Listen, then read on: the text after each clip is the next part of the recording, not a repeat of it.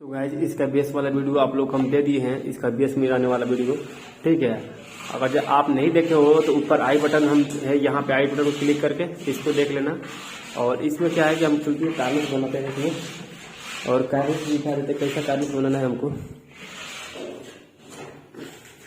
ये है कार्निश, ये देख सकते हैं कार्निश। इस कार्निश को हम लोग इस पर बनाएंगे। चलिए हम चलते ऊपर।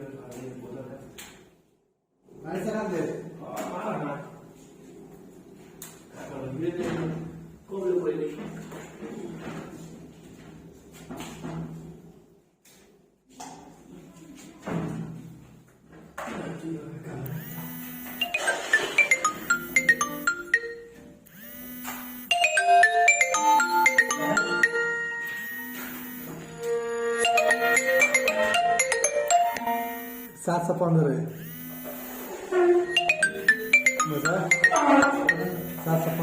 इंडिया 91,032 ठीक बा। 91,032 और लास्ट में कितना देंगे?